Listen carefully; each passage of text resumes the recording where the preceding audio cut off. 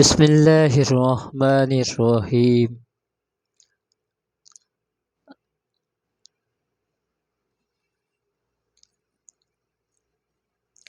السلام علیکم دوستو، آپ دوستوں سے گزارش کی جاتی ہے کہ سب سے پہلے آقا کریم کی بارگاہ میں ہدیہ درود پیش کریں۔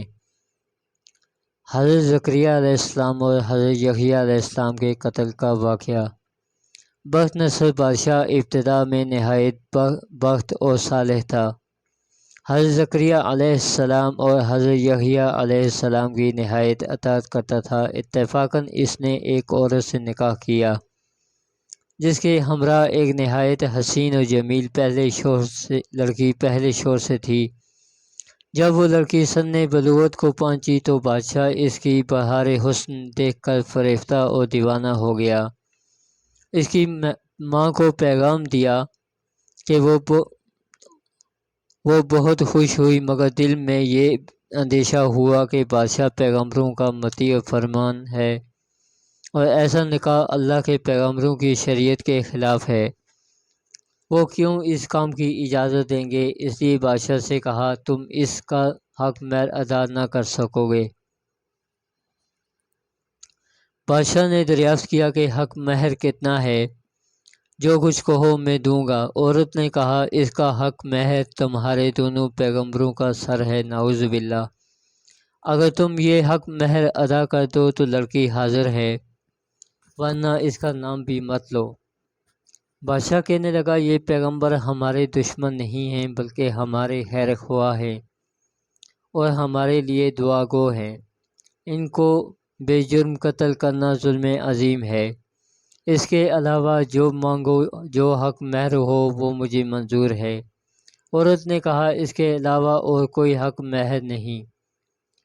بادشاہ نے ہوائے نفسانی سے مغلوب ہو کر فوج کو حکم دیا کہ دونوں بے گناہوں کا سر کاٹ لاؤ۔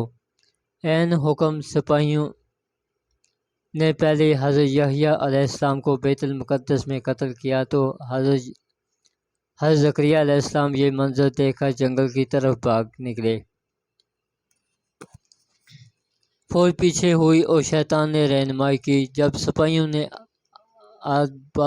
بایا اور گھیر لیا تو حضرت زکریا علیہ السلام نے ایک درخت سے التجا کی کہ مجھے اس وقت اپنے اندر پناہ دے دے، تو درخت حکم خدابندی سے پھٹ گیا اور آپ علیہ السلام اس میں سما گئے اور پھر بند ہو گیا، لیکن قدرے کپڑا باہر رہ گیا۔ فوج متحیر ہوئی کہ کہاں غائب ہو گئے۔ شیطان نے نشان دیا کہ اس درخت کے اندر ہیں اور یہ کپڑا ان کے موجود ہونے کی علامت ہے۔ پھر شیطان نے آرا کی ترکیب بتلائی، درخت چیرا گیا۔ جب آرا کی نوبت سر پر پہنچی تو حضرت زکریا علیہ السلام نے سسکی بھری۔ حکم الہی نازل ہوا۔ مفہوم: اگر اف کرو گے تو پیغمبری سے خارج کر دیے جاؤ گے۔ تم نے غیر سے کیوں پناہ مانگی؟ اگر ہم سے التجا کرتے تو کیا ہم پناہ نہیں دے سکتے تھے؟ اب اس کا مزہ چکھو اور چپ سر پر آرا چلنے دو۔ غرض یہ کہ سر سے پاؤں تک جسم چیرا گیا اور حضرت زکریا علیہ السلام نے دم نہ مارا۔ جب دونوں پیغمبر اس بے دردی سے قتل ہوئے تو غضب الہی نازل ہوا۔ دن تاریک ہو گیا اور ایک بادشاہ فوج خونخوار لے کر چڑھا اور اس شہر کے باشندوں کو گرفتار کر لیا۔ حضرت یحییٰ علیہ السلام کا خون بند نہ ہوتا تھا۔ جب قبر میں رکھتے تو قبر خون سے لبریز ہو جاتی۔ بادشاہ کے لشکر نے قسم کھائی کہ جب تک حضرت یحییٰ علیہ السلام کا خون بند نہیں ہوگا ہم باز نہ رہیں گے۔ ہزارہا آدمی تہتے کر دیے لیکن خون بند نہ ہوا۔ اس وقت ایک شخص حضرت یحییٰ علیہ السلام کی میت پر آیا اور کہا کہ آپ پیغمبر ہیں یا ظالم؟ ایک خون کے بدلے میں 1000 آدمی قتل ہو چکے، اب کیا سارا جہاں قتل کراؤ گے؟